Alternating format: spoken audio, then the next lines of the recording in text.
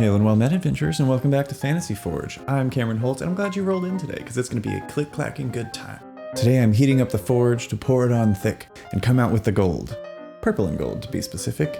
Now that I've adequately stolen Ribinator's punny style of intro, it's time to make some resin dice from scratch. But don't forget, there's going to be a big announcement at the end of this video, and you don't want to miss it. You don't. So just stick around. It could change your life. Like, only a little bit, but it could. Alright, let's make some dice. So step one for me was learning Blender. I modeled these dice myself with the help of a wonderful video by Cly Faker, which I'll link in the description box below. I was even able to get the Fantasy Forge logo on the 20 face of the D20s. This process isn't super accessible or necessary, but if you want to sell your dice with no risk of being sued for modeling someone else's work, this is the way to go.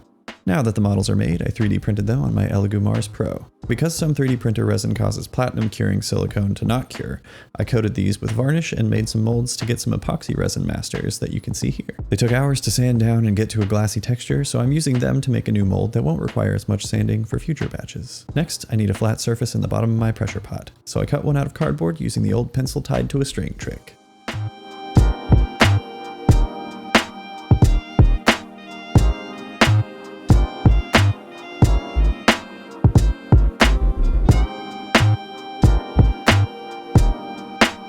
Cut out that circle and plopped it down into the pressure pot. A perfect fit. Now to prep the dice for molding. To make a cap mold, also called a squish mold, I use a strip of packing tape or scotch tape sticky side up. I'm sticking the highest face of each die to the tape, so that if I ever have any ink or colorant left at the top of the die, like you can when making Petri dice, it'll make the critical face of the die stand out. It's not necessary to do it this way, but that's how I wanted it to be for mine. Next, I trim my tape down so that there's not so much excess on the edges.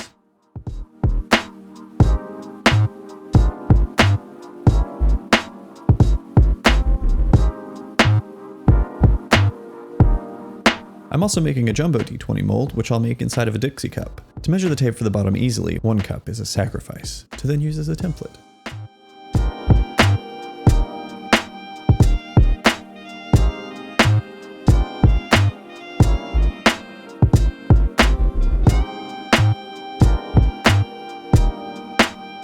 Stick that big boy 20 side down, pop it in the cup, and he's ready to go.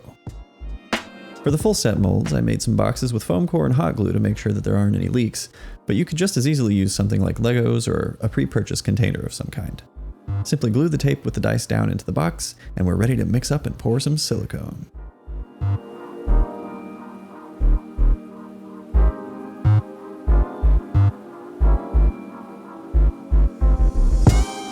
Silicone isn't bad to touch with your bare hands to my knowledge, but I wear gloves regardless because it really sucks to have to wash off of your hands because it's sticky and I hate it. I use Dragon Skin 20, a 2-part silicone that's a 1-to-1 mixture of both parts. It's super durable compared to other silicone mold products, which is why it works for me. And now for the first of many very satisfying shots in this video, mixing and pouring silicone. This stuff is super thick and you want to be absolutely sure that it's mixed so it will cure.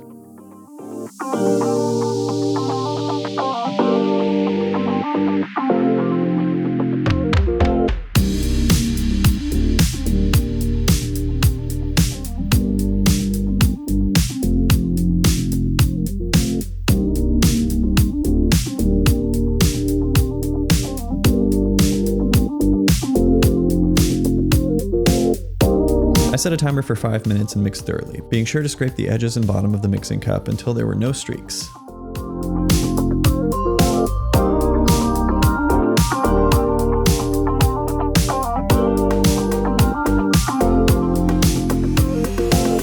And now we pour. Be as patient as you can with this step. I had to move pretty quickly because I'm doing all of this in a 100-degree workshop, and the heat can really reduce the workable window of these materials. Then it's into the pressure pot to compress all the bubbles we can down into invisibility. Thanks, physics.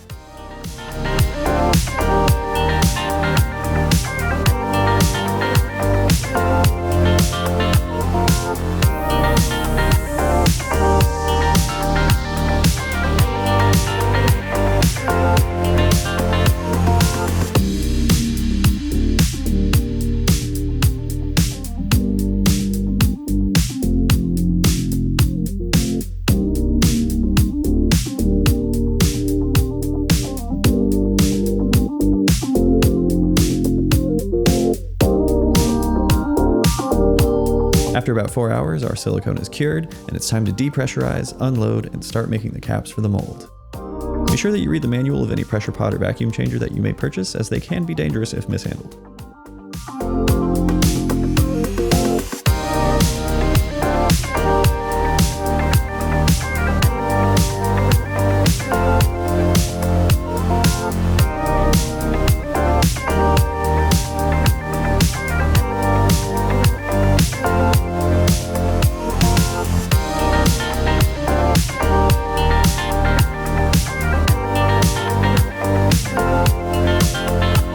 After a little bit of cleanup and some satisfying peelies, we remove the molds from their casing. But don't remove the dice yet, we need them right where they are for the next step.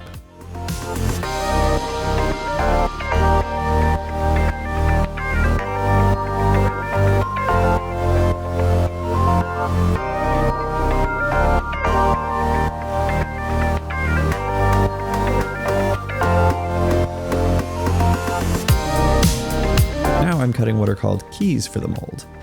These areas will be molded by the caps and form little keys to ensure that the cap goes onto the mold the same way every time and doesn't slip or shift and mess up your dice faces.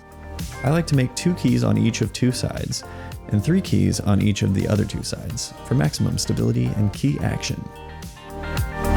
Next, we'll create some walls around the top of the mold using more packing tape.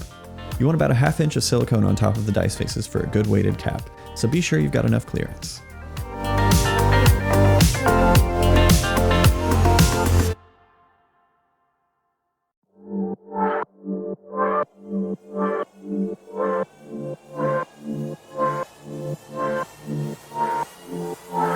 Now we'll grab some petroleum jelly, or Vaseline if you like brand names, and carefully apply it to every bit of silicone that we can see to make sure that the cap doesn't stick to the mold and ruin all of our hard work.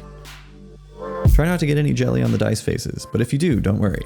Just take a clean Q-tip and clean up any excess that you see on the faces.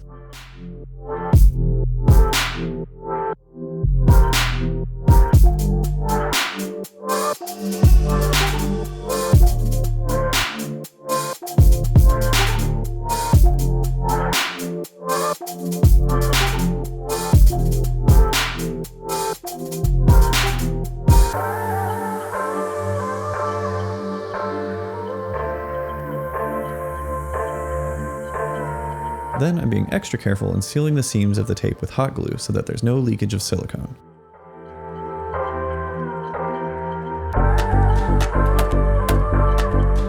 Then we pour the caps. Again, be sure to pour slowly if you can afford to do so. I'm not too worried about bubbles from a quick pour since I'll be using the pressure pot. Again, you want about a ½ inch of clearance for a good cap.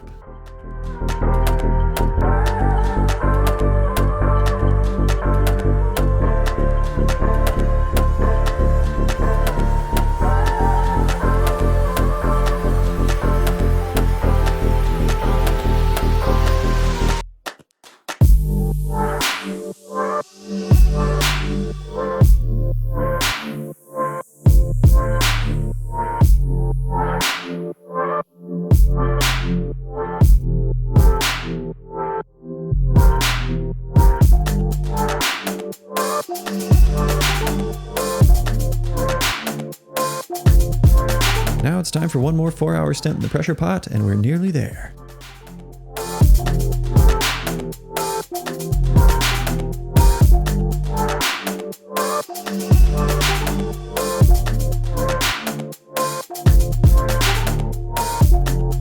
These molds came out nice and smooth and clear, no bubbles to be seen, which is great news.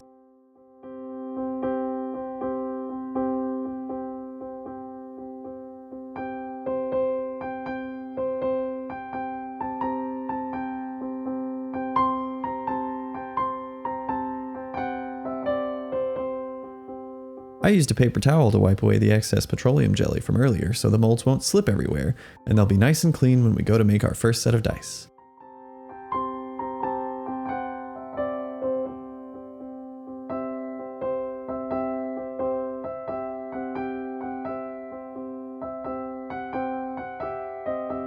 They do need some coaxing with an X-Acto or hobby knife to get the lids off. Just be careful not to cut off your keys during the surgery.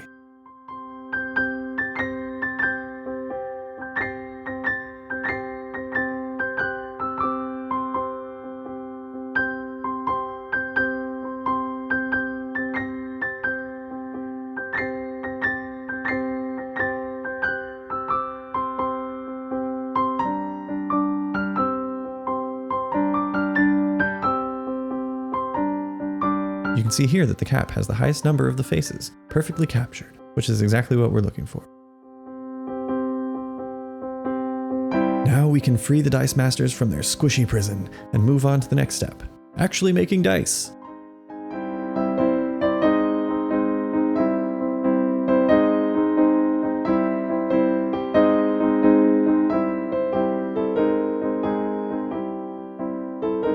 I'm using this Pro Marine tabletop epoxy, another 1-to-1 ratio of both parts. It takes 72 hours to fully cure, but I found that the dice are sturdy and workable for a preliminary cleanup after about 7 hours. Now I hope you're ready for some of the most satisfying footage you've ever seen on this channel, as we mix up the resin and colorants to make some Fantasy Forge dice.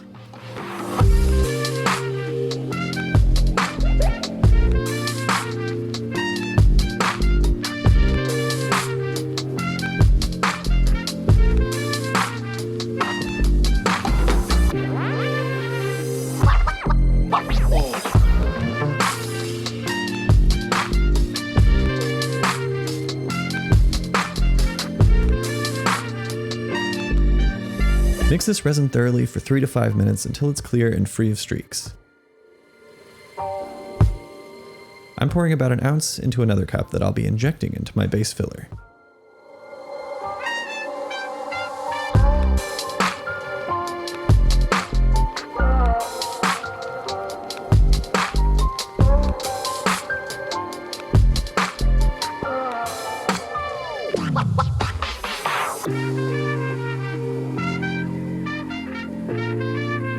For the base, I'm using some gold leaf mixed violently to break it into small pieces in the cup. For the injected portion, I'm using this gray-violet Pearl-X powder for a nice shimmering swirl.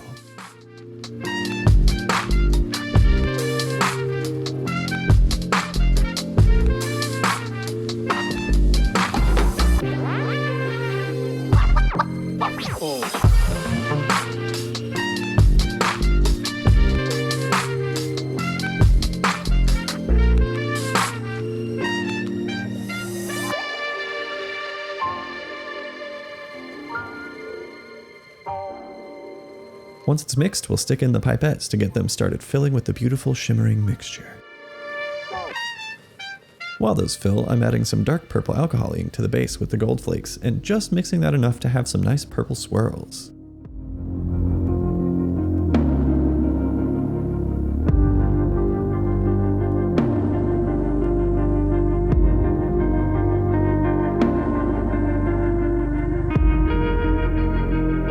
And now we pour.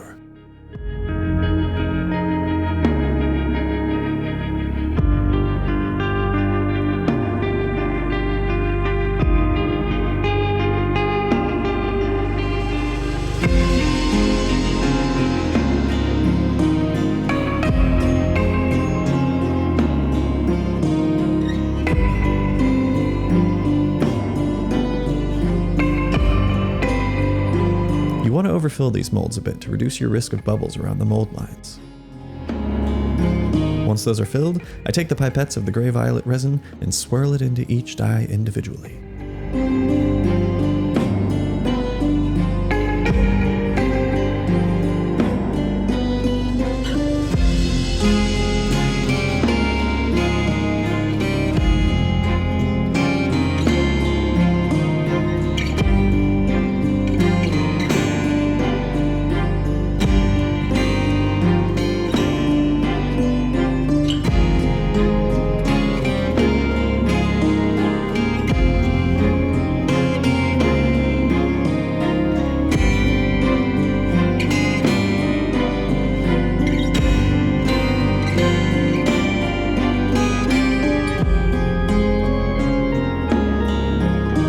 I use a lighter to pop the bubbles that have made their way to the surface of the resin, just to be safe. Just don't hold the lighter there too long, because you can burn your silicone.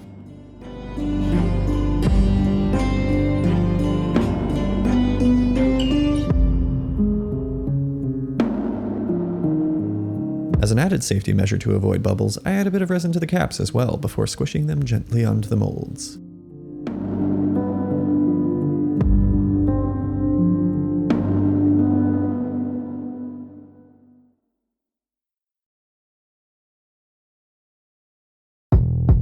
Next, we load up the pressure pot, pressurize it up to 40 psi, and wait.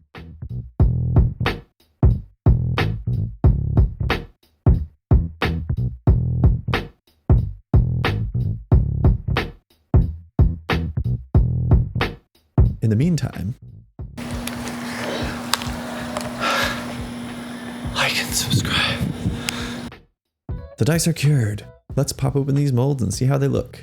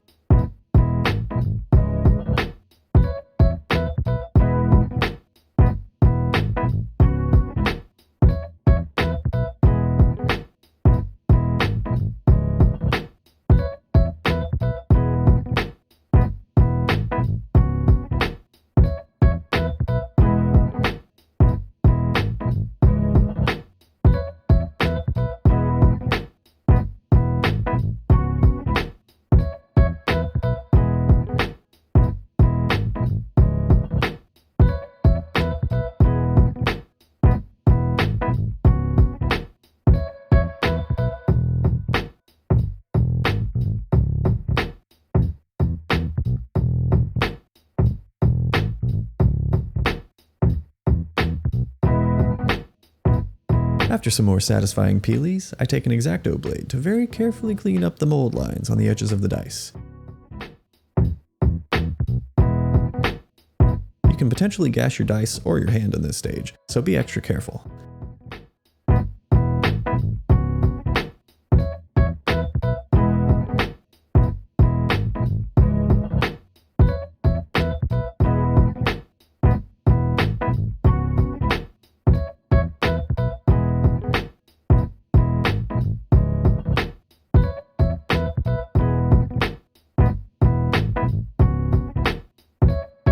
These bad boys are looking pretty good, so let's move on to sanding.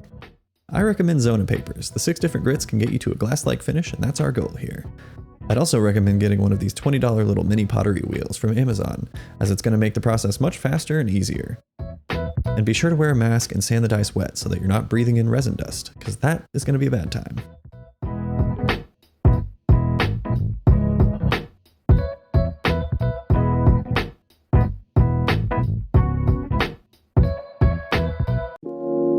Now that the sanding is done and these dice are looking beautiful, we need to get these numbers painted. I have this pack of Arteza metallic paints that I'm using, but just about any craft or miniature paint will work. Some craft paints may take more layers to look good, so be wary there. I went with gold to match the gold flakes, and boy was that the right call. As if this process wasn't satisfying enough as it is, wiping away the globs of paint with your finger to reveal the numbers below is just the icing on the cake.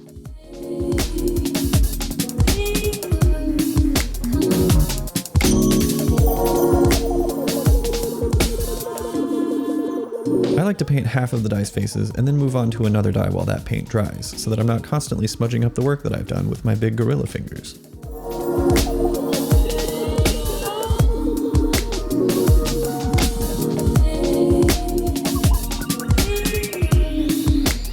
And if you can't wipe away all of the paint, don't worry. The last step is to grab some isopropyl alcohol,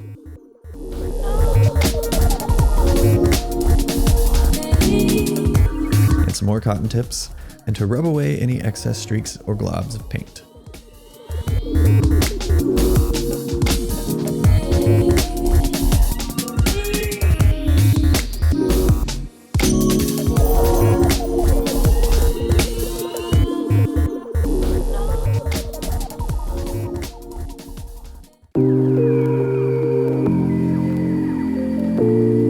These dice are beautiful. I couldn't be happier with how they came out, and just like I promised earlier, a big announcement. I am going to be giving away this exact set of dice, handmade with love by me, on my D&D Twitch stream, Arcanorama. If you want the chance to win these beautiful dice for yourself, use the link in the description, hop on over to twitch.tv/Arcanorama, that's twitch.tv/ARCANARAMA, and click the heart. Tune in this Saturday, September 18th at 6 p.m. Central Standard Time to be eligible to win this set of dice for yourself. You've got to be a follower of the page on Twitch to be eligible, so follow the link and click that heart, and you could win these beautiful dice to have for your very own. Also, subscribe to Fantasy Forge and let me know in the comments what kind of dice you want to see me make next, and I'll see all of you live on Saturday. But until then, stay safe out there, adventurers.